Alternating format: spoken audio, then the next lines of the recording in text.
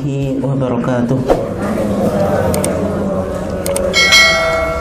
Alhamdulillahi wahdah, wassalatu wassalamu ala man la nabiyya ba'dah, amma ba'd. Yang saya hormati seluruh jajaran PCM Balen, Bapak dan Ibu sekalian, jamaah Ahad pagi kajian ketarjian PCM Balen yang dimuliakan Allah. Alhamdulillah, pada kesempatan ini kita masih dipertemukan oleh Allah Subhanahu wa taala di dalam kajian rutin PCM Balen dalam keadaan sehat walafiat. Salawat dan salam semoga tetap terlimpahkan kepada junjungan kita Nabiullah Muhammad sallallahu alaihi wasallam, keluarganya, sahabatnya, dan seluruh orang yang mengikuti sunnahnya sampai hari kiamat. Jamaah sekalian yang dimuliakan Allah, insyaallah untuk topik kali ini kita masih melanjutkan apa yang kita sudah kaji di pertemuan yang lalu. Kalau di pertemuan yang lalu kita sudah mencoba mengkaji dan mendudukkan maulidan. Kemarin sudah kita sebutkan ada pandangan pro, ada pandangan yang kontra, dan juga argumentasi yang mereka bangun bagaimana. Dan juga sudah kita sampaikan pandangan tarjih. Dan untuk kali ini kita akan mengangkat sebuah topik, yaitu kapita selekta fatwa tarjih. Artinya kita melihat fatwa-fatwa yang ada di dalam majelis tarjih tentang maulidan dan kitab mawalid. Kitab mawalid ini yang paling penting untuk kita coba dalami dalam kajian kali ini. Kalau misalnya nanti Muhammadiyah tidak mengharamkan maulidan, artinya apakah dalam pelaksanaan maulidan itu ada pembacaan kitab mawalid atau kitab maulid, dan isi-isinya apa gitu. Oke. Nah, sebelum kita masuk pada inti dari kajian kita, yaitu membedah atau mengkaji isi kitab mawalid, yang pertama ya, sekedar mengingatkan Bapak dan Ibu sekalian tentang perspektif Muhammadiyah terhadap maulid. Kemarin sudah kita sampaikan ketika kita merujuk data-data atau dokumen yang ada di persyarikatan kita, ya, referensi maulid itu sudah cukup banyak ya. Diawali dari instruksi atau maklumat Hotbestur atau pengurus besar sekarang PP Muhammadiyah, sebagaimana yang tercantum di dalam SM Suara Muhammadiyah nomor 11 tahun kedua 1921. Yang ini masih bahasa Jawa ya. Itu sampingnya saya tampilkan fotonya, itu Suara Muhammadiyah kawadelaken lelahan dening Muhammadiyah bagian Taman Pustaka. Ada tulisan besar itu namanya Mauludan Nabi SAW sallallahu alaihi wasallam. Kemudian ada instruksi atau maklumat yang berbahasa Jawa. Artinya 1921 Muhammadiyah sudah merayakan maulid. Dan ini juga membantah ya, yang selama ini Muhammadiyah diposisikan sebagai kelompok yang anti maulid. Padahal NU saja 1926 itu baru berdiri. Maklumat ini sudah 1921. Artinya lebih tua daripada usia NU kan. Nah, cuma yang sekarang bergeser ya, seolah-olah Muhammadiyah anti maulid atau mauludan ya. Kemudian juga di HPT lama itu ada 5 masalah ya, di antaranya yang penting yang berkaitan dengan metodologi istimbat yang berkaitan dengan maulid itu, yaitu 3 itu. Ma huwa ad-din, apa itu agama. Kemudian mahiyat dunia, apa itu dunia. Kemudian mahiyal ibadah, apa itu ibadah. Artinya maulid itu diposisikan masalah agama, masalah keduniaan, atau ibadah. Kalau ibadah yang mana? Ibadah makhdoh atau ghairu mahdhah. Itu metodologi atau manhaj istinbat Muhammadiyah dalam apa? Manhaj ijtihad Muhammadiyah dalam melihat apa? Maulid. Ya. Kemudian di HPT baru atau HPT jilid 3 di Munas Malang 2010, Munas Tarjih ke-27, Muhammadiyah sudah merumuskan tuntunan seni dan budaya.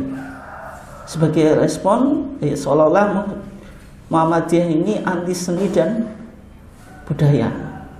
Nah, ini panduan yang penting untuk kita coba pakai di dalam melihat budaya dan seni yang berkembang, dan termasuk juga meningkatkan gairah seni di Muhammadiyah yang selama ini kita kan jarang seniman Muhammadiyah, jarang sekolah Muhammadiyah juga jarang menghasilkan seniman-seniman gitu. Oke. Kemudian ada PHIWM ini, paham hidup Islami warga Muhammadiyah, juga menjelaskan pentingnya seni dan budaya bagi warga Muhammadiyah. Kemudian Halaqah Tarjih Solo 2001, kemudian SM mulai 1976, 1987 dan seterusnya ya. Ini sampai 2009, ini semuanya bicara tentang fatwa-fatwa tarjih yang berkaitan dengan maulid. Artinya pertanyaan ini sering disampaikan kepada majelis tarjih, karena warga Muhammadiyah juga perlu jawaban sebenarnya posisi atau pendapat tarjih tentang maulid itu bagaimana gitu.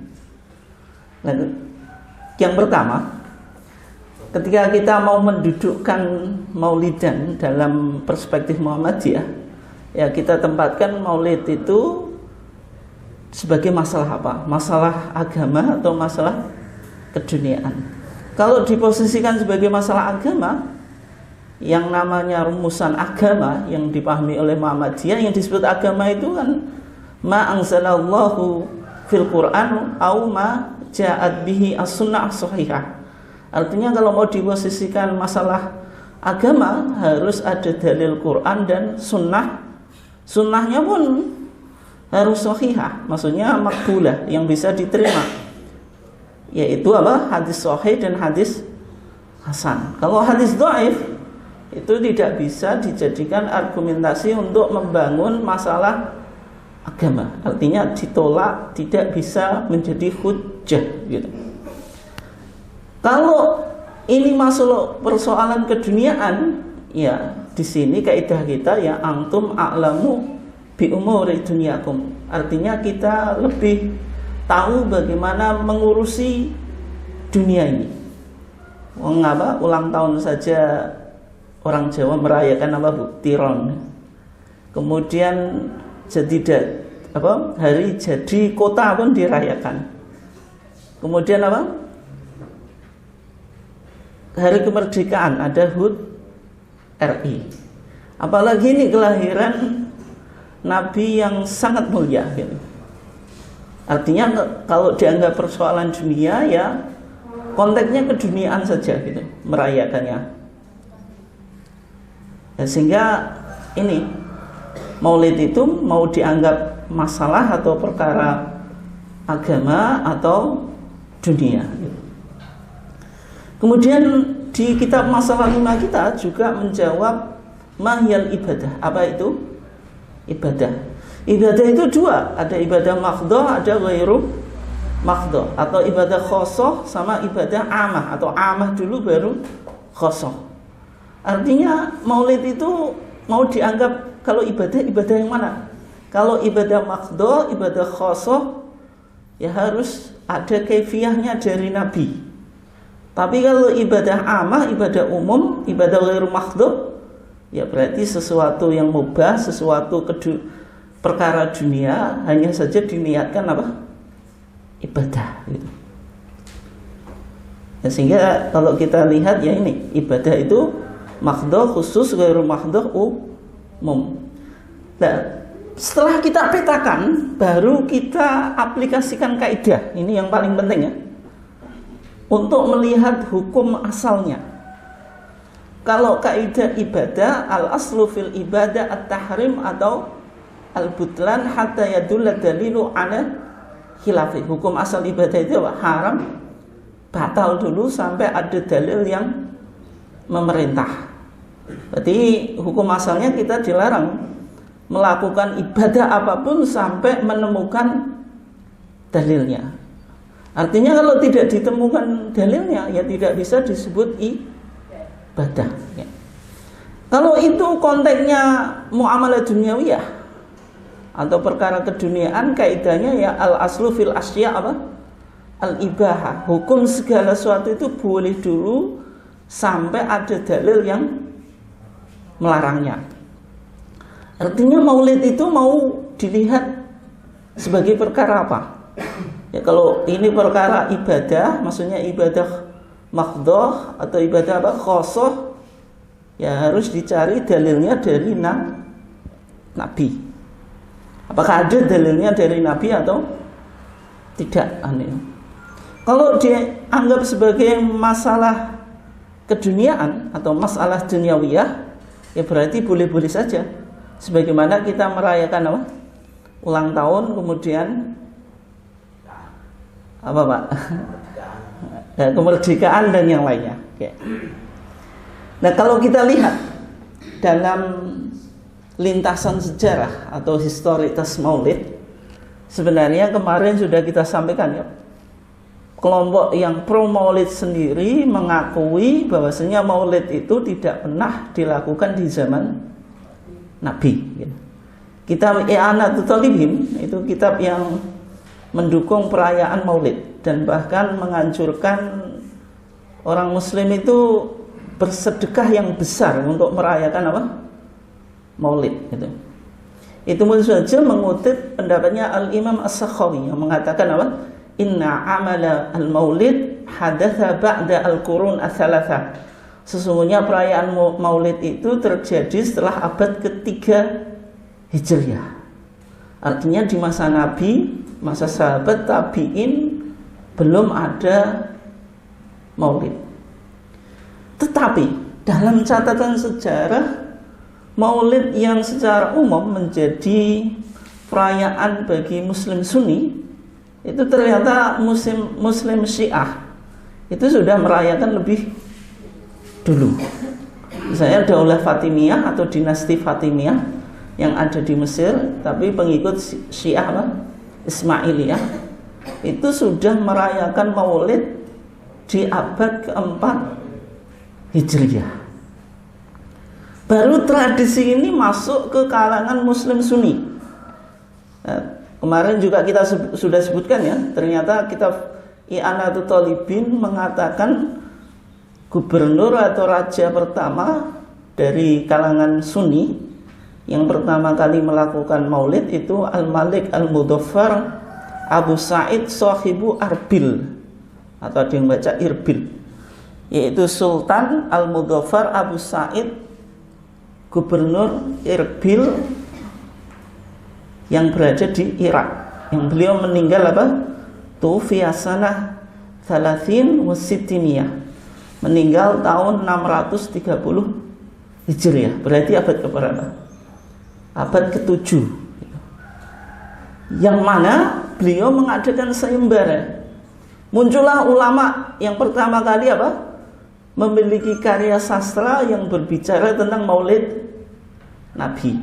Siapa kemarin? Al-Hafidh Ibnu Dahyah menulis kitab maulid ya, itu kitab maulid pertama, dan namanya juga agak ke Muhammadiyan ya. Namanya At-Tanwir ya. Kalau Tanwir pencerahan itu kan Muhammadiyah. At-Tanwir fi Maulidi Al-Bashir An-Nadhir. Ini kitab maulid pertama ya. Tanwir, pencerahan di dalam maulid Al-Bashir An-Nadhir, yaitu seorang nabi yang memberi kabar gembira dan peringatan. Cuman saya sampai sekarang manuskripnya atau cetakan atau terbitannya saya belum menemukannya. Entah masih ada manuskripnya atau enggak, sehingga belum ada yang menerbitkan. Maksudnya sebelum lahirnya kitab Mawalid yang nanti kita akan coba kaji ya, mulai apa? Maulid Riba, kemudian Al-Barzanji, Syaraful Anam, kemudian apa lagi? Al-Azb dan Qasidah Burdah itu. Itu lebih belakangan gitu. Apalagi Maulid Berjanji itu sangat belakangan. Sekitar abad 12 Hijriah. Kalau tadi kan abad ke-7. Oke. Berikutnya disusul oleh Sultan Salahuddin Al-Ayyubi, yaitu seorang panglima yang cukup terkenal di kalangan Sunni karena ini apa? Panglima dalam crusade, perang salib antara Barat dan Timur. Maksudnya Timur itu Islam, Barat ya Kristen yang ada di Eropa itu. Nah, Salahuddin Al-Ayyubi menggunakan momentum Maulid ini untuk memunculkan atau menumbuhkan semangat patriotisme dan spirit jihad gitu. Ya mungkin muatannya tidak hanya agama tapi juga kepentingan politik gitu. Ya, setelah itu perayaan Maulid menjadi hal yang sangat umum di setiap negara Islam di kalangan Sunni.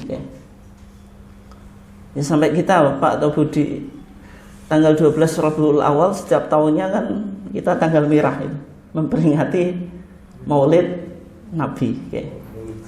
Mauludan. Ya sebenarnya kalau kita bicara Maulid itu apakah boleh orang bersenang-senang pada saat hari kelahiran? Ya sebenarnya boleh-boleh saja. Misalnya ketika Al-Quran menarasikan ceritanya Isa ibn Maryam atau Nabi Isa ibn Maryam, Nabi Isa itu menjelaskan kegembiraan pada saat beliau dilahirkan. Wassalamu alayya yauma wulidtu, dan keselamatan atas diriku pada hari aku dilahirkan. Kemudian juga ketika Nabi melakukan puasa Senin, sahabat bertanya itu. Karena ini menarik ya, tidak semua syariat itu ada taklil. Taklil itu alasannya. Tapi pada puasa Senin ini ternyata ada taklilnya. Taklil itu ada alasannya. Ketika Nabi ditanya, "Ya Rasulullah, kenapa engkau puasa Senin?" Nabi menjawab, "Fihi wulidtu." Di hari Senin aku dilahirkan. Artinya sebagai bentuk ekspresi kegembiraan Nabi melakukan puasa Senin, kemudian menjadi syariat. Menjadi syariat kesunahan puasa Senin. Nah, apalagi kita bergembira terhadap kelahiran seorang Nabi yang membawa rahmat. Wa ma arsalnaka illa rahmatan lil alamin. Dan ketika Nabi Isa itu menceritakan kedatangan Nabi setelahnya, itu bahasa Al-Quran menggunakan wa mubasysyiram bi rasuli ya'ti min ba'di ismuhu Ahmad. Ada tabsyir, yaitu kegembiraan.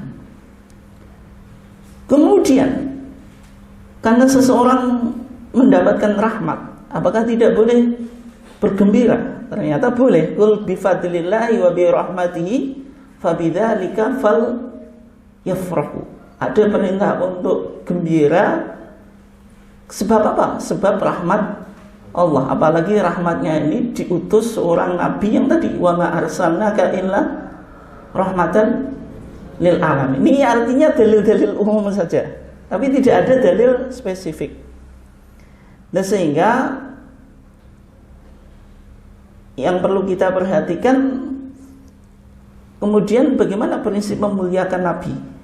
Yang jelas ya bersolawat itu sebagai bentuk ekspresi memuliakan Nabi, karena itu perintah Allah secara khusus gitu.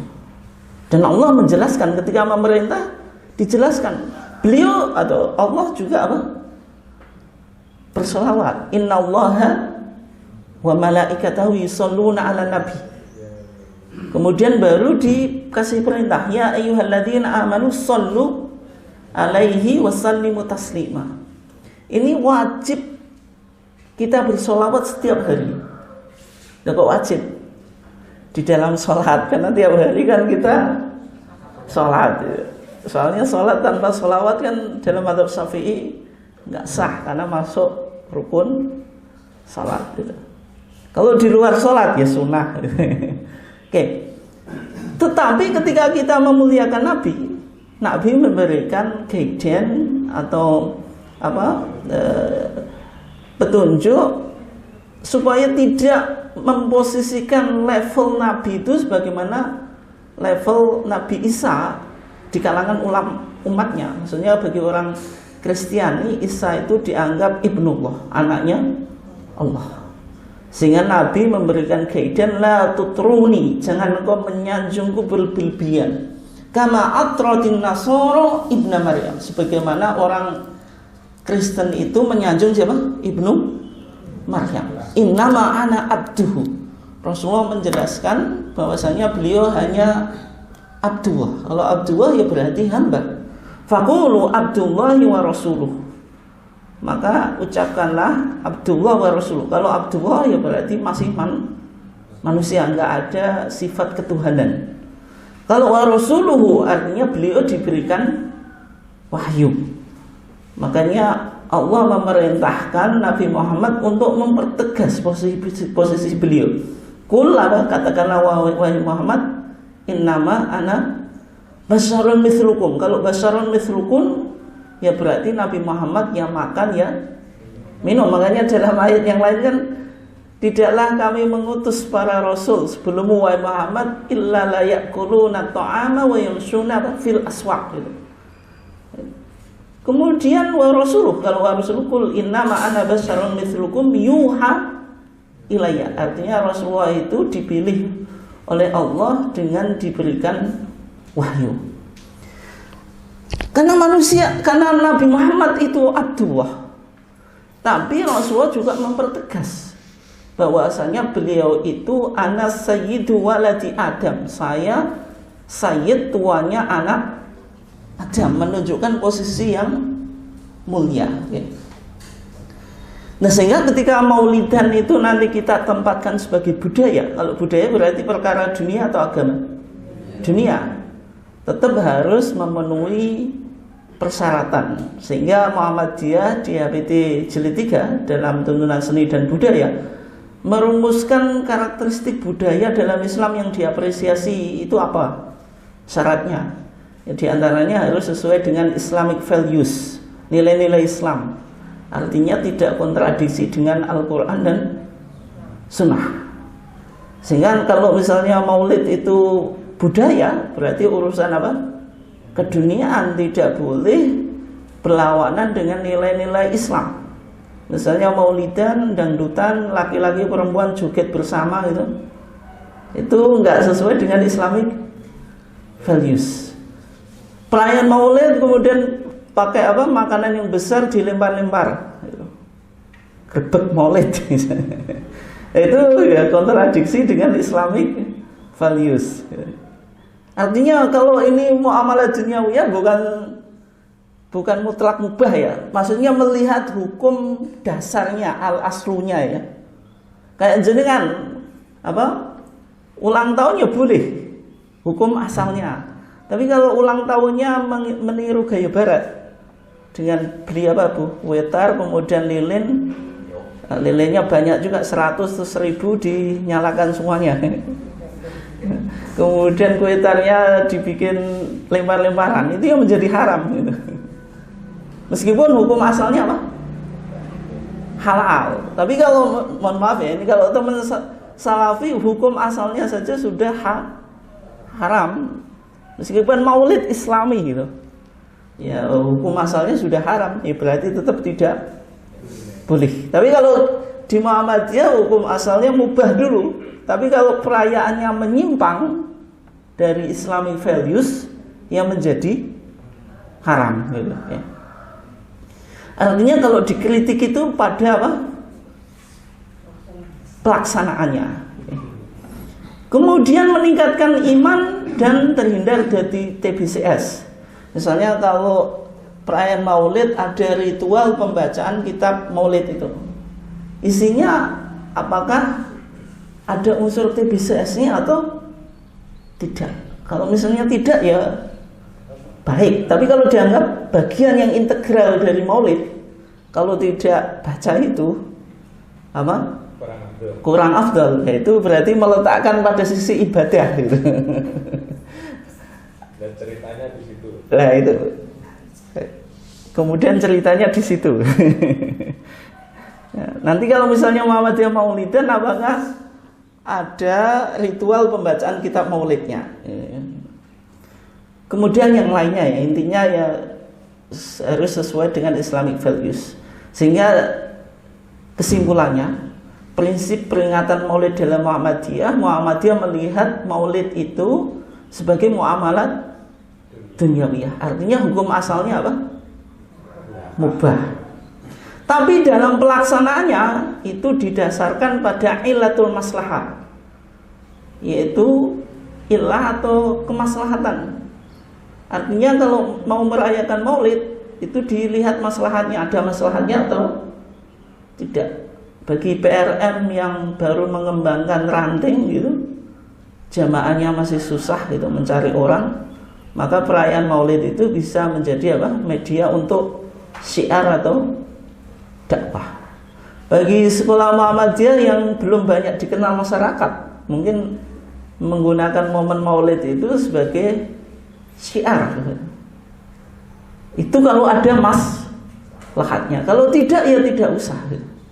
Apalagi sudah diklaim kalau maulidan kelompok ini, ya kita biar tidak ikut-ikutan tidak usah saja. Apalagi kita sudah mengkaji Sirah Nabawiyah tiap hari misalnya itu. Artinya kalau mau dilakukan ada maslahatnya atau tidak gitu. Sehingga PP Muhammadiyah itu kayaknya nggak ada interupsi ya. Interupsi hanya 1921 itu dari PP. Tapi kalau milad itu tiap tahun ya. Kayaknya nggak pernah PP Muhammadiyah libur miladnya. Milad Muhammadiyah maksudnya. Oke, yang ketiga apa? Menghindari cerita-cerita dari hadis-hadis dhaif, apalagi maudhu. Nah, misalnya nanti kita berjanji itu ada nggak apa keyakinan atau cerita yang dibangun dari hadis dhaif. Tentu orientasi maulid itu apa? Peningkatan iman dan mahabbah. Artinya dengan merayakan maulid ya tadi iman kita semakin tambah, cinta kita kepada Nabi semakin tambah. Tapi kalau merayakan maulid dangdutan tadi juga-jugatan apa Pak? Elektron itu meningkatkan kegembiraan atau meningkatkan iman. Nah, itu kan perlu dikaji juga. Seneng-seneng. Dan secara khusus tentu ini taklim ya. Kalau Muhammadiyah intinya kajian itu taklim ya. Nah, mungkin di kelompok yang lain sekarang kajian itu bergeser. Nuansa keilmuannya sedikit saja. Yang lainnya apa? Hiburan itu, guyon. Artinya di Muhammadiyah bukan itu berarti salah, tetapi tetap skala prioritasnya itu pada apa? Keilmuan. Kemudian tidak dicampur TBCS, maksiat, israf atau tabdzir. Misalnya kalau maulid apa bikin apa Bu? Takbir atau ngaron ya? Ngaron. Kalau semuanya bikin ngaron ya nanti nggak termakan. Kenapa kok satu hari nggak dikasih jadwal aja biar apa tiap hari kita makan nasi gratis? Nggak, maksudnya itu pada israf atau tabdzirnya. Tabdzir itu kan apa? Menyia-nyiakan apa? Sesuatu. Maksudnya makanan itu seharusnya dimakan karena semuanya satu hari semuanya bikin ngaron, akhirnya nggak termakan atau ngarak. Ya. Berikutnya ini yang penting ya, yang menjadi fokus kajian kita.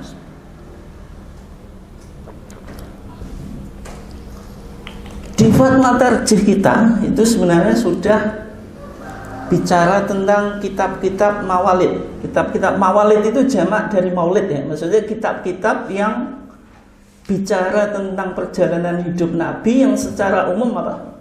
Dibaca pada saat apa?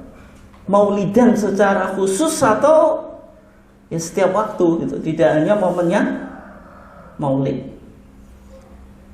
Dari pernyataan kitab I'anatul Thalibin tadi, pertama kali yang menulis kitab maulid itu Al-Hafidh Ibnu Dahyah namanya tadi saya sebut Kemuhammadian, yaitu At-Tanwir fi Maulidi Al-Bashir An-Nadhir, itu abad ke-7. Kemudian muncul setelah itu beberapa kitab maulid. Kalau yang di Indonesia dikumpulkan dalam buku ini, Pak. Tapi milik saya kecil ini. Jenengan sudah punya, Bu ya? Atau Pak? Enggak ada yang aktivis dibaan ini. Suaranya cempreng kabeh. Nah, kitab-kitab maulid itu di sini ya dikumpulkan di kitab namanya Majmu'atul Mawalid. Yang pertama ini Maulid Adz-Dzaiba, atau orang Jawa nyebutnya Dzibaan, yang ditulis oleh Abdurrahman Adz-Dzaibai, yaitu dari Zabid, yaitu Yaman, sekitar abad 10 Hijriah. Kemudian yang kedua itu Al-Barzanji. Wong Jawa nyebutnya apa, Bu? Berjanjian ya. Yang ditulis oleh Sayyid Ja'far Al-Barzanji. Itu sekitar abad 12 Hijriah. Ya, semuanya kita maulid ada Mahalul Qiyam ya, nanti kita bahas. Kemudian yang ketiga ada Maulid Al-Azab. Al-Azab. Kemudian ada Maulid Syaraful Anam. Kemudian berikutnya ada Qasidah Burdah. Itu sing umum jenengan itu tiap apa? Tiap malam Jumat.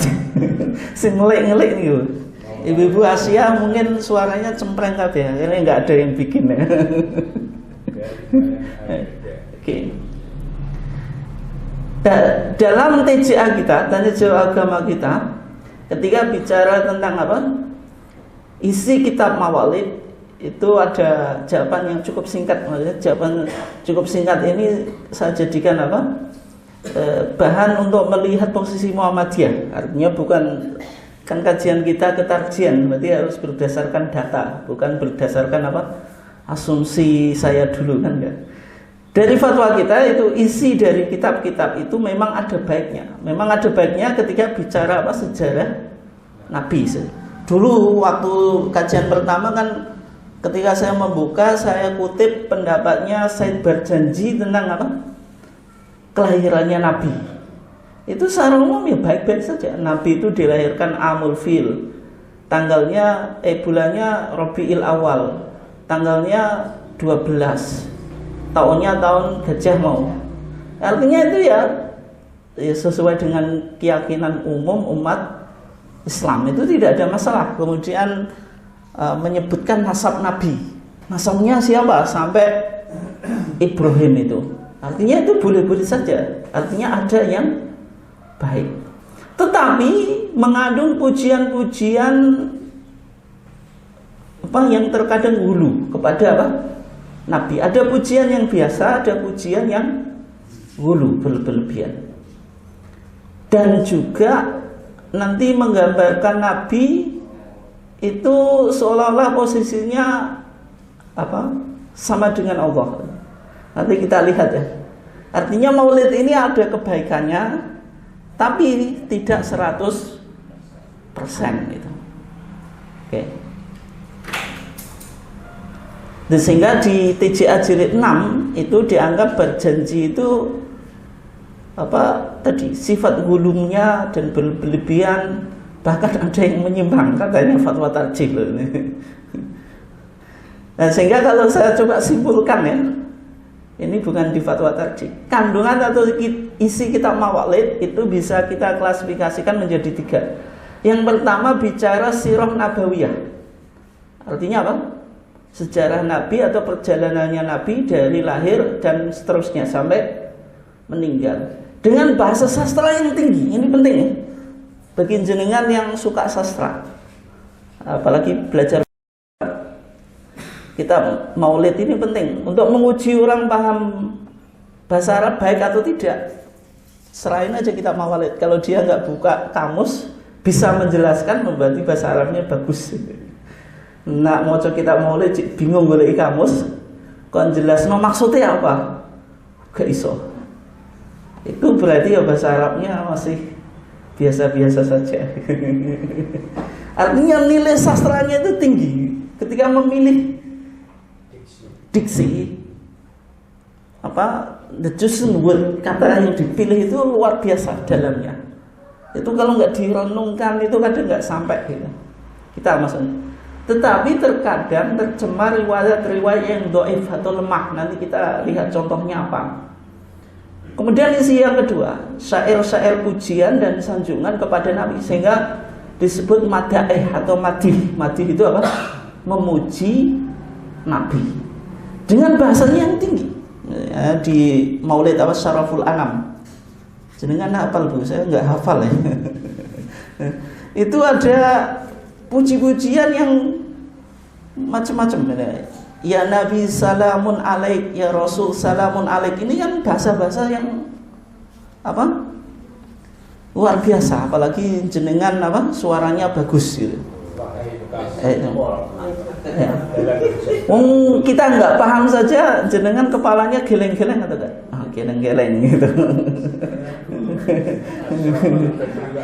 Ya, tetapi tercemar dengan muatan atau sikap hulu atau berlebihan.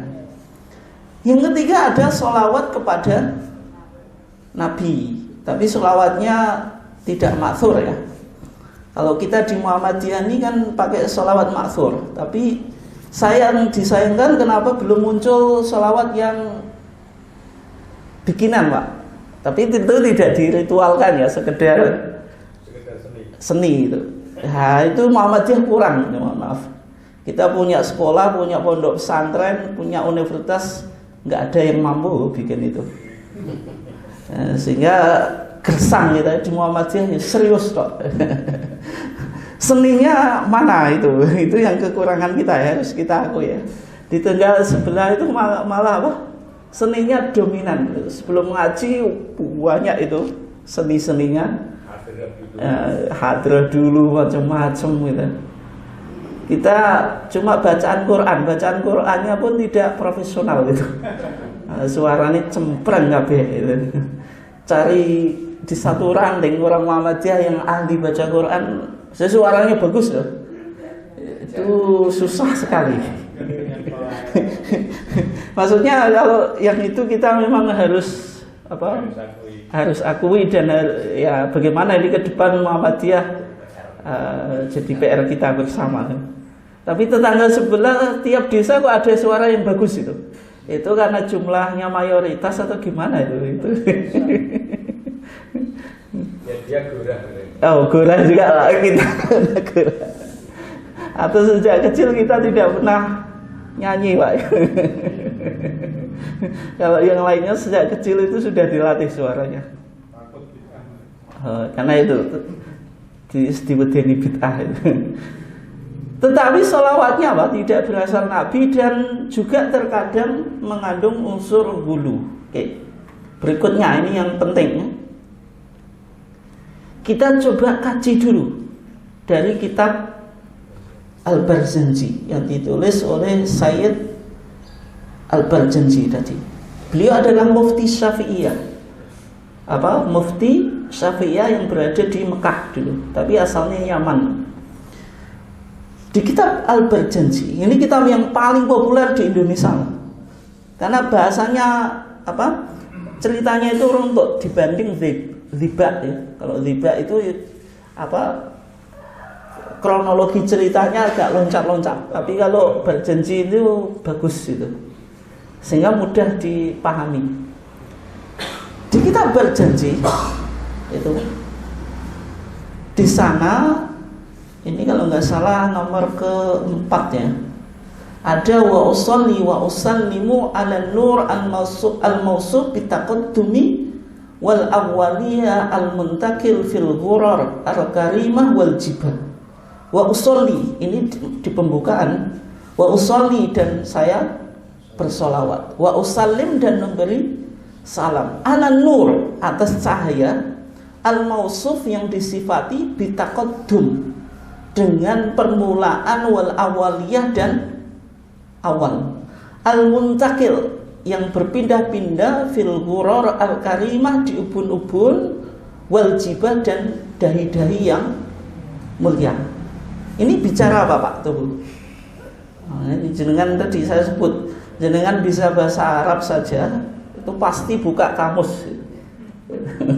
Makanya saya kalau muji orang bisa bahasa Arab atau enggak suruh menguraikan ini berjanji, bisa enggak dia? Kalau sudah bisa menerjemahkan artinya paham enggak?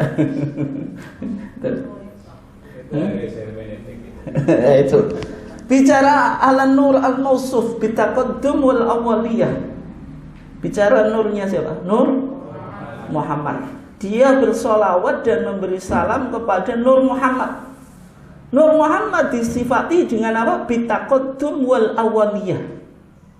Taqaddum itu pertama ya, sesuatu yang ada sebelum yang lainnya ada. Allah kan wal awal, Allah pertama. Wal awaliyah. Kenapa kok Nur Muhammad itu disifati dengan taqaddum wal awaliyah? Kenapa Pak? Hakikatnya nurnya Allah.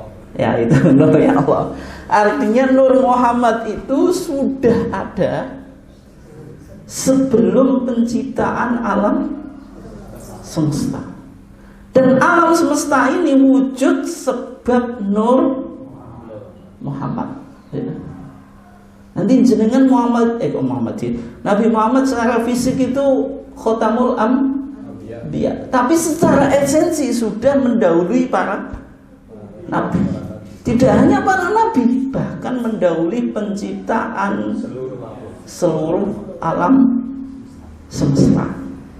Berarti pertama kali yang diciptakan siapa? Nur Muhammad. Dan dunia atau alam semesta dan seluruh isinya ini diciptakan dari Nur Muhammad itu. Nah kalau Nur Muhammad itu kan baru wujud ketika Nabi Muhammad dilahirkan dari siapa? Rahim Aminah Zuhriyah, yaitu tadi tahun Gajah 12 Rabiul Awal tadi. Nah sebelumnya Nur Muhammad itu di mana? Di mana Pak? Pada saat Nabi Adam, Idris, Nuh, Solehud itu. Di sana dikatakan ini al-muntakil fil ghurar al-karimah wal jibah. Pindah-pindah dari satu ubun dan dari yang mulia, pindah-pindah, tapi belum berwujud jasad dan roh. Gitu. Dari akal yang pertama. Ya, nanti teori apa Pak itu? Nadhariyatul faid, teori emanasi dalam filsafat yang bingung di sana nanti orang-orang. Ada 10 akal itu. Nanti yang terakhir akal-akalan. Oke ya. Nah ini dalam pandangan fatwa tarjih itu dianggap tidak punya dasar dan berlebihan. Bagaimana Nabi kok disifati taqaddum wal awaliyah? Ini kan kayak sifat yang melekat pada Allah kan itu. Kalau Asy'ariyah kan Allah wujud kidam. Kidam itu taqaddum kan. Kalau bahasa Al-Qur'an kan wal awwalu wal akhir gitu. Nah, sehingga bertentangan dengan hadis tadi, prinsip memuliakan Nabi, la tutruni kama atratin nasara ibna Maryam fa inna ma ana abduhu faqulu Abdullah wa rasuluh.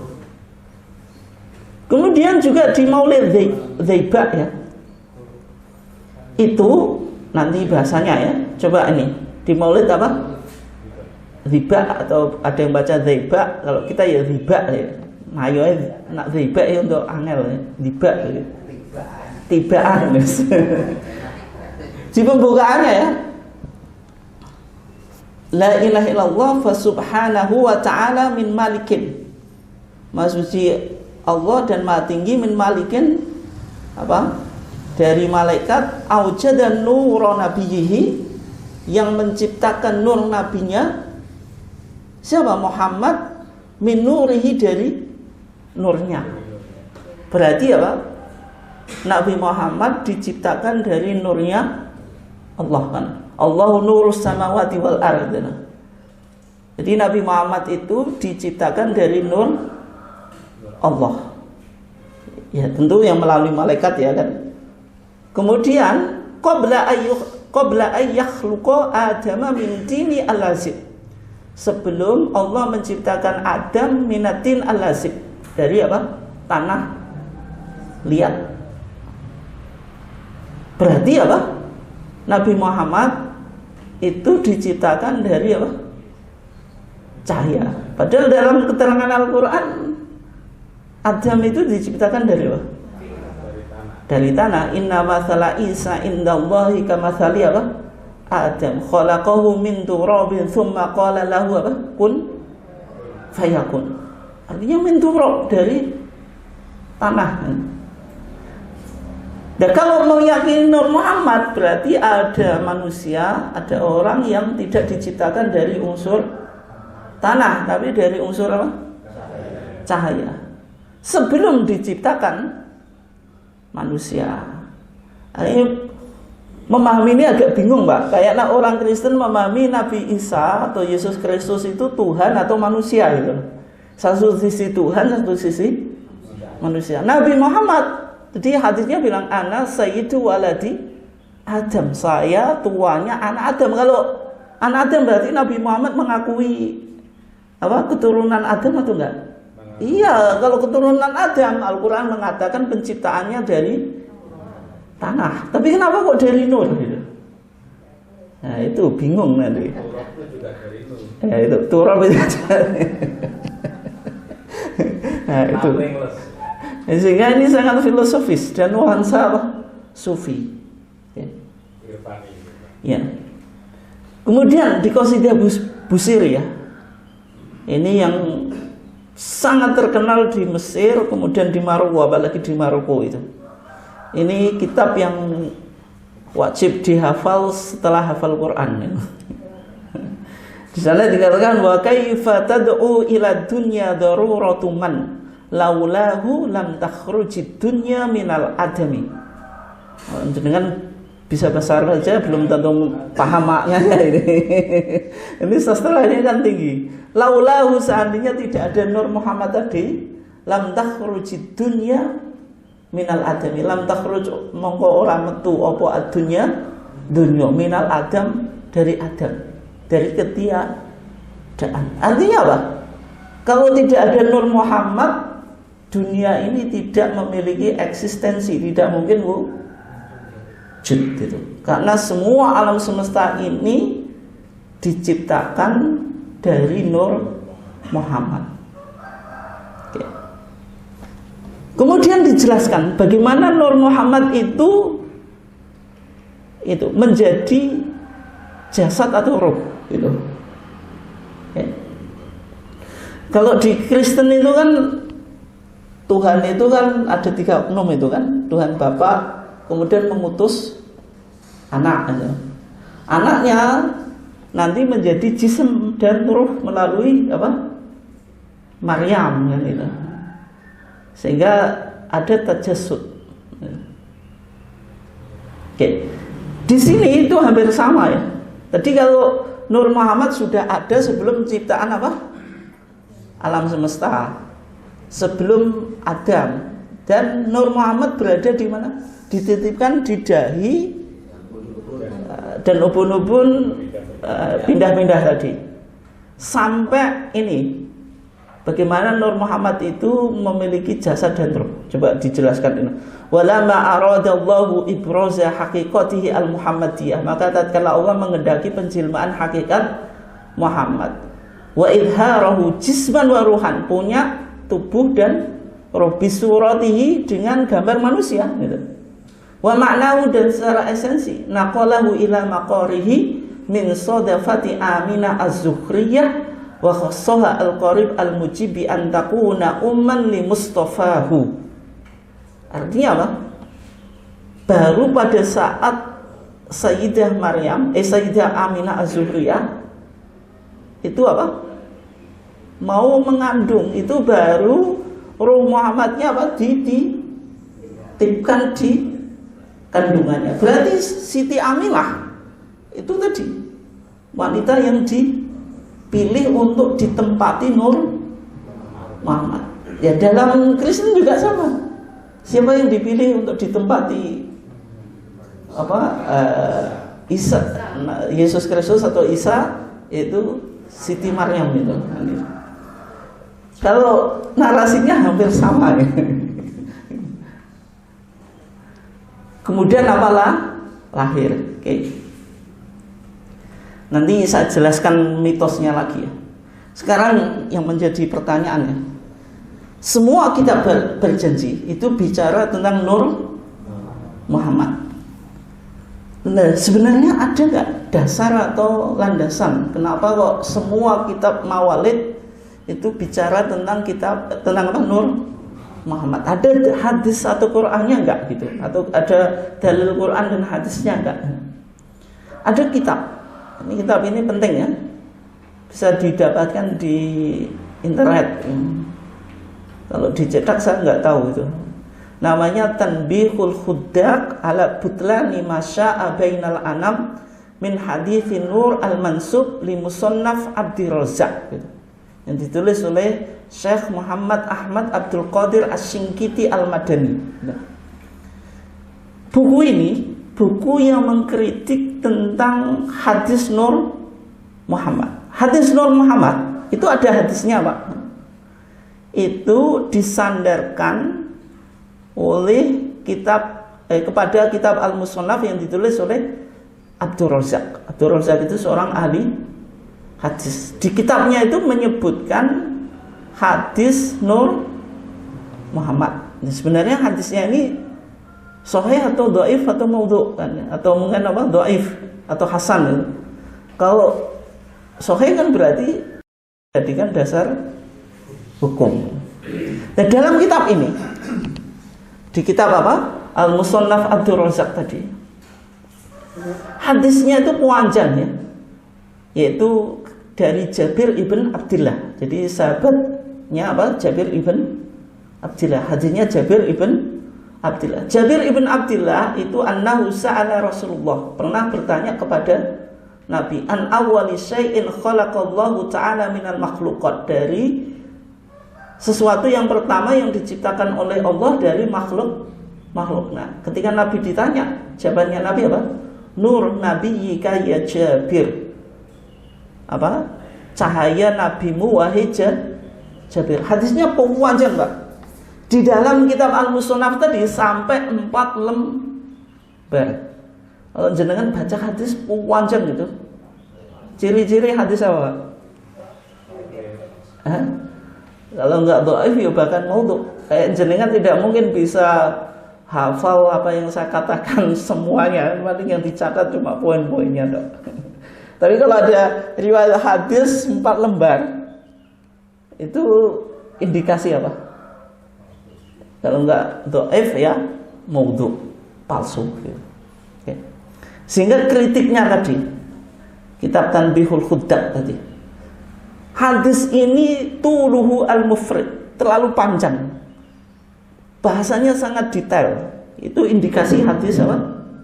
Dhaif. Karena Nabi itu bicaranya singkat tapi padat Nah, itu yang disebut jawami al-kalim. Enggak kayak jenengan ngomong itu, poinnya bingung digoleki. Iki poinnya ngomong itu. Tapi Nabi ngomongnya simple tapi maknanya padat sekali kalau digali. Kemudian yang kedua infirad. Infirad itu yang meriwayatkan hadis ini hanya Abdurrazzaq. Di kitab-kitab hadis yang lain itu tidak ditemukan. Di Sahih Bukhari, Sahih Muslim, Sunan Abu Dawud, Sunan Tirmidzi dan seterusnya tidak disebutkan. Berarti kalau ada satu orang saja yang meriwayatkan, indikasi apa? Kalau enggak dhaif ya maudhu. Kemudian berikutnya bertentangan dengan Quran, Sunnah dan ijma. Kalau bertentangan dengan Quran ya jelas. Al-Quran menjelaskan manusia pertama apa? Adam, itu diciptakan dari tanah. Tapi kenapa kok tadi Nabi Muhammad kemudian dari cahaya? Bertentangan dengan hadis yang sahih. Dalam hadis Bukhari yang pertama kali diciptakan, yang jelas Allah itu ada, yang lainnya belum ada. Tapi wa kana arshuhu 'alal ma'. Arsy Allah itu di atas air. Berarti arsy dan air sudah Ada. Kemudian di hadis Imam Ahmad, yang pertama kali diciptakan oleh Allah al-qalam, yaitu apa? Pena. Kemudian Allah bilang apa? Uktub, tulislah wahai pena. Kemudian ditulis segala sesuatu yang akan terjadi di alam semesta. Artinya tidak ada yang bicara tentang Nur Muhammad itu, ya. Sehingga tadi dikatakan bertentangan dengan hadis yang lebih sahih. Berarti indikasi hadisnya apa? Kalau nggak dhaif ya bahkan maudhu. Dari kesimpulannya itu dianggap hadis ini tadi ala wad'ihi wa dha'fihi wa adami wujudi sanadan lahu. Sanadnya saja tidak ada. Dan bahkan ada yang mengatakan Musannaf Abdul Razak ini sudah diterbitkan ya, tapi saya belum punya. Menghabiskan uang Pak buku. Kalau semuanya dibeli. Di samping nggak mampu juga ya capek. Ini katanya yang di terbitan baru itu juga tidak didapatkan hadis ini. Ataupun didapatkan itu manhul. Manhul itu maksudnya sebenarnya bukan bagian dari apa tadi Musannaf Abdul Razak, tapi dipaksa dimasukkan. Kalau dalam tradisi Kristen ada apokrifa. Apokrifa itu kan kitab Injil yang bukan otoritatif tapi dipaksa untuk ikut yang otoritatif gitu. Oke. Nah, sehingga kesimpulan kita Nur Muhammad tadi tidak ada landasannya. Oke. Berikutnya cerita di kitab Berjanji itu ada cerita mistis atau mitos ya. Coba kita baca. Walam matama min hamlihi ala rajis tis'atu asyurin qamariyah. Maka tatkala usia kandungan Maryam tadi itu 9 bulan. Kalau 9 bulan sudah waktunya apa, Bu? Lahir. Wa ana lizaman ayan jaliya anhu soda. Ketika sudah mau lahir, hadoro datang ummahu kepada ibunya yaitu Aminah Zuriyah lailata maulidi, malam kelahirannya. Siapa yang datang? Asia. Asia ini siapa? Istrinya Fir'aun yang hidup di masa Nabi Musa. Fir'aun Ramses II, Fir'aun yang kedua, karena Fir'aun itu gelar raja Mesir. Wa Maryam, dan Maryam maksudnya Maryam binti Imran. Finis watin minal hadirah al-Qudsiyah, bersama rombongan wanita dari surga. Secara akal itu masuk akal enggak? Jadi Aminah Zuriyah didatangi tadi Asia sama Maryam bersama rombongan wanita surga atau bidadari surga ya gitu. Asia itu kan hidup di masa Musa atau Fir'aun kan sudah sebelum Nabi Muhammad. Maryam ibunya Nabi Isa kan itu. Nah ini yang cerita mistis sehingga kita nggak tahu kebenaran itu bagaimana kan gitu. Ya berikutnya mahalul qiyam, ini yang paling penting ya, karena menjadi ritual kan. Sekarang momen apapun ada mahalul qiyam. Kenapa kok orang baca kitab Maulid itu ada mahalul qiyamnya gitu. Ini paling penting kita ilmui loh Bu. Kalau jenengan ya pasti mogok ya untuk mahalul qiyam, tapi ditakoki kok gak gelem ngadeg kena apa? Itu kesel. Kalau kita gak mau mahalul qiyam itu kan paling tidak punya pemahaman. Ini pemahamannya menyimpang atau sebenarnya jenengan mogok gak gelem ngadeg. Gitu. Jadi tradisi mahalul qiyam itu tradisi yang integral dalam pembacaan kitab Maulid. Kitab Maulid apapun itu pasti ya, di sini ada mahalul qiyamnya. Terutama di kitab Berjanji itu dijelaskan kenapa kok ada mahalul qiyam. Hadza wa qad istahsana al-qiyam idza dzikrihi maulidis syarif siapa? A'immatun dawu riwayatin wa rawiyah. Dan menganggap baik berdiri ketika membacakan kitab Maulid Nabi siapa? Para imam yang memiliki periwayatan. Tapi tidak disebutkan imamnya siapa gitu. Kalau ada hadisnya apa gitu. Tidak ada. Cuma gitu saja, semacam klaim saja ya. Fatuba liman kana ta'dhimu sallallahu alaihi wasallam ghayata maramihi wa marmah. Maka beruntunglah bagi orang yang memuliakan apa? Nabi. Karena dianggap ketika membaca kitab Maulid sampai mahalul qiyam, Nabi datang. Yang datang apanya? Jasadnya atau rohnya? Rohnya. Kalau jasadnya ya nanti jenengan takut. Karena Nabi datang, status Nabi sebagai apa? Sebagai apa?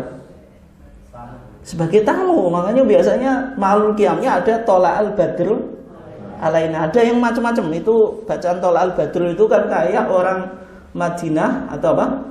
Al-Ansor menyambut kedatangan hijrah Nabi. Ada juga bacaan yang lainnya ya. Karena Nabi datang. Masa Nabi datang jenengan mogok berdiri itu Bu? Gak diduga ya. Ada tamu yang mulia kok jenengan nunggu-nunggu wae kan itu. Nah, itu alasan mereka. Kemudian siapa yang pertama kali yang melakukan? Itu Imam At-Taqi As-Subki. Ini penting loh, jenengan baca di kitab ya belum tentu tahu ya, di kitab kita nggak tahu itu. Yaitu At-Taqi As-Subki. Taqi As-Subki itu ulama yang cukup senior dalam mazhab Syafi'i. Ketika menghadiri perayaan Maulid di Al-Jami' Al-Amawi, yaitu Masjid Agung kota Damaskus, itu masjidnya Muawiyah bin Abi Sufyan. Itu beliau berdiri pada saat pembacaan qasidah gitu. Nah, dari praktik Imam At-Taqi As-Subki itu diyakini setelah itu apa? Muncul tradisi setiap pembacaan kitab Maulid ada mahalun qiyamnya. Tapi anehnya, di antara ulama Syafi'iyah ada yang mengkritik tentang mahalul qiyam. Di antaranya apa? Asy-Syihab Ibnu Hajar Al-Haytami. Ini juga ulama otoritatif yang sangat agung-agungkan dalam mazhab Syafi'i ya. Coba di fatwanya mengatakan apa? Ma yaf'aluhu katsirun inda dzikri maulidi sallallahu alaihi wasallam wa wada ummihi lahu minal qiyam bid'atun lam yarid fiha syai'. Apa yang dilakukan oleh kebanyakan orang ketika membaca Maulid Nabi dengan berdiri itu, kata beliau bukan kita yang membid'ahkan. Bid'ah lam yarid fiha syai', yang tidak ada dalilnya sama sekali. Pendapatnya aja Ibnu Hajar Al-Haytami. Nah, yang menjadi masalah Pak atau Bu, kalau ini bid'ah, orang alim itu secara umum tahu soal, orang alim itu kan tahu dalil Quran dan Sunnah. Kalau orang awam tahu nggak? Nggak tahu.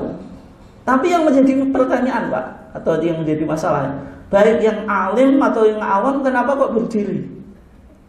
Jadi kalau alim jelas tahu, namanya orang alim ya tahu dalil Quran dan Sunnah. Orang awam, namanya orang awam ya nggak tahu, wajar saja. Sehingga dilanjutkan apa? Ala anna nasa innama yaf'alu dzalika ta'dhiman lahu sallallahu alaihi wasallam. Orang-orang melakukan berdiri tadi itu memuliakan Nabi. Kemudian dilanjutkan statementnya. Fal awamu ma'dzuruna bidzalik. Kalau orang awam itu dikasih udzur, maksudnya apa? Ditolerir kalau berdiri karena memang tidak paham. Kayak jenengan disuruh berdiri wong ngadeg kowe kok gak gelem kan. Karena enggak tahu ini ada dalil atau enggak, wis lumrah wong ngadeg yang melok ngadeg. Itu orang awam ditolerir ya, tapi nek sing ngaji yo mbuh iki. Oleh ngadeg juga. Bi khilafil khawas. Berbeda dengan orang yang khawas atau para ulama, fala yang bagi lahum fi'luhu, maka tidak pantas melakukannya karena tidak ditemukan dalilnya. Itu pandangan tadi Ibnu Hajar Al-Haytami. Kemudian tadi, bagaimana Imam At-Taqi As-Subki? Itu ada analisa Pak ya. Dulu Imam Taqi As-Subki itu ngadegnya itu bukan karena baca Maulid tadi. Ya wong nek jenengan ngaji wae nek sing kesel ngadeg beren. Bisa jadi berdirinya itu. Cuma orang menafsiri salah. Itu imamnya kok ngadeg. Dianggap apa? Menyambut kedatangan ruhnya Tapi padahal bisa jadi dia berdirinya itu karena ada apa gitu, kesel kok, pengen pipis atau macam-macam lah gitu. Oke. Tapi cara memahaminya tadi yang berbeda. Kemudian berikutnya ada tawasul kepada zat Nabi atau keluarganya. Juga wa natawassalu ilaika bisyarafi zat al-Muhammadiyah gitu.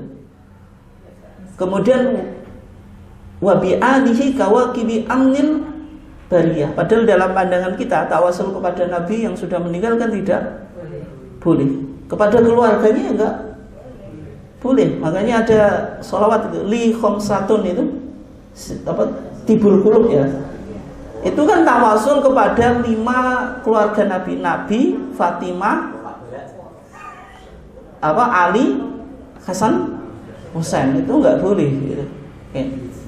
Berikutnya ya, kitab Syaraful Anam. Ini biar kita cepat selesai. Di kitab Syaraful Anam itu ada sholawat-sholawat yang sebenarnya yang awal-awalnya tidak apa-apa gitu.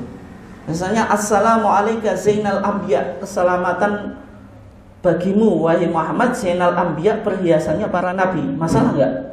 Tidak. Assalamualaikum Atqal Atqiya, keselamatan atasmu wahai Muhammad Atqal Atqiya, orang yang paling bertakwa. Masalah enggak? Tidak.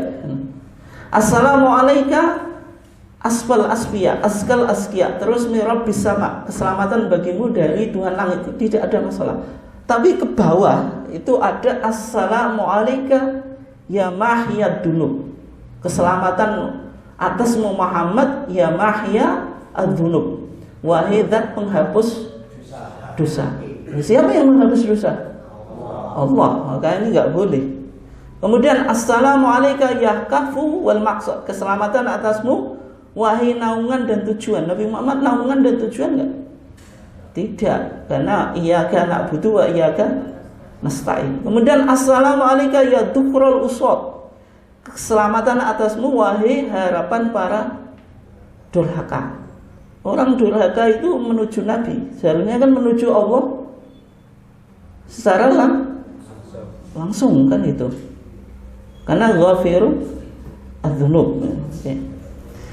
Kalau kita berikutnya, ini di qasidah Busiri ya, Burdah yang ditulis oleh Muhammad ibn Sa'id ibn Hamad al-Hamadani, abad ke-7 ya. Ini sering dibaca. Ya akramal khalqi maliman aludu bihi siwaka inda khudutsil hadithil amami. Biasanya kan gitu Bu ya. Walayadhika rasulallahi jahuka bi'idhil karimu tajalla bismi muntakimi gitu. Fa inna min judika dunya wa dharataha wa min ulumika ilma lauhi wal qalami. Itu biasanya sering kita dengar gitu. Mungkin lagu ini penak, kalau suara saya cempreng gitu, nggak bisa saya. Karena sejak kecil nggak pernah dilatih. Ya akramal khalqi, wahai manusia yang paling mulia, maliman aludzu bihi siwaka, kepada siapa aku berlindung selain kepada engkau, indah hudusil hadithil amami, nanti ketika terjadi apa? Hari kiamat. Ini kan seharusnya orang berlindung kepada siapa? Kepada Allah gitu. Kemudian fa inna min judika dunya wa dharataha, sesungguhnya di antara kedermawanmu itu wujudnya dunia, wa dharataha dan akhirat. Wujudnya dunia sebab apa? Atau kedermawannya siapa? Kedermawanan Allah. Wa min ka ilmu lauhi wal qalami, dan di antara ilmumu wahai Muhammad ilmu lauhul mahfud dan kolam. Nabi Muhammad tahu nggak yang ditulis di lauhul mahfud? Enggak. Yang dicatat oleh kolam? Tidak. Sehingga bait ini bisa dirubah. Kalau tadi kan ya akramal khalqi, wahai zat yang paling mulia, itu kalau diganti Allah itu tepat. Misalnya apa? Ya khaliqal khalqi, wahai pencipta alam semesta. Ini kan seharusnya ditujukan kepada Allah, tapi kan ditujukan kepada Nabi. Itu yang sehingga apa? Berlebihan, dan bahkan ini kan sudah syirik. Kata Syekh Utsaimin ya. dalam pandangan Salafi, tauhid itu ada 3. Rububiyah, Allah sebagai Rabb, pencipta segala alam semesta. Yang kedua uluhiyah, Allah yang diibadahi. Asma wa sifat, Allah memiliki sifat dan nama-nama yang indah itu. Dalam 3 bait ini ada 3 kesyirikan. Ya akramal khalqi man mali man aludhu bihi siwaka. Ini syirik apa? Syirik uluhiyah. Berlindung bukan kepada Allah. Berlindung itu ya hanya kepada Allah. Fa inna min judika dunya wa dharataha. Munculnya alam semesta itu sebab kemurahan Nabi. Berarti syirik apa? Rububiyah, seolah-olah Allah tidak memiliki peran dalam penciptaan dunia. Wa min ulumika ilmal lauhi wal qalami, yang punya sifat apa? Allahu alim, itu alim maha mengetahui siapa? Allah. Tapi ini Rasulullah punya ilmu Lauhul Mahfuz dan yang ditulis oleh pena. Nah, ini syirik asma wa sifat. Oke, kesimpulan kita, ya sebenarnya kitab Mawalid itu sebagai karya sastra itu perlu diapresiasi, Pak. HPT jilid 3 kita juga mengapresiasi seni dan sastra, seni karya sastra baik puisi dan apa? Prosa. Yang ini Muhammadiyah ya harus kita akui kurang ya. Misalnya puisi-puisi tentang Maulid Nabi itu ya nggak muncul ya. Kalau orang Kristen, orang NU mau muktamar itu kiainya bikin syair semuanya itu, menyanjung. Kalau di Muhammadiyah bikin apa? Nah itu harus kita akui ya, kita memang di seni membuat di situ kita kurang. Sebagai karya sastra itu tentu diapresiasi. Tetapi kalau meritualkan dan pembacaan kita maulid dalam perayaan maulid atau lainnya itu tidak ditemukan dasarnya. Kenapa kok maulid yang dibaca kitab ini? Nah itu. Kalau kita ya mungkin pemborosan waktu juga, ngajinya sedikit, lebih banyak Bang. Nah itu. Kemudian ada unsur hulu dan TBS, itu yang harus dihindari. Apalagi tadi sudah masuk pada wilayah syiriknya. Tapi kalau bagi yang alim ini yang paham maksudnya, paham bahasa Arab secara baik gitu, ya boleh saja membaca dan mengajarkan kitab Mawalid, tetapi tetap dicari yang apa? Yang sesuai dengan akidah shahihah, artinya apa? Sekedar menjelaskan perjalanan hidup Nabi, tapi yang tadi syair-syair yang tadi mengandung unsur TBCS ya tidak. Ya, cumanya itu jenengan kalau mau nyanyi itu ya nggak tahu mana ini yang sehingga di Muhammadiyah ya tidak dipakai karena nggak bisa membedakan. Orang tahu bahasa Arab, kalau bahasa Arabnya biasa-biasa saja ya bingung sih maksud. Golek kamus gak temok di sana. Iki opo iki? Oke, mungkin sekian. Kita tutup kajian kita dengan bacaan kafaratul majlis. Subhanakallahumma wa bihamdika asyhadu an la ilaha illa anta astaghfiruka wa atubu ilaik. Assalamualaikum warahmatullahi wabarakatuh.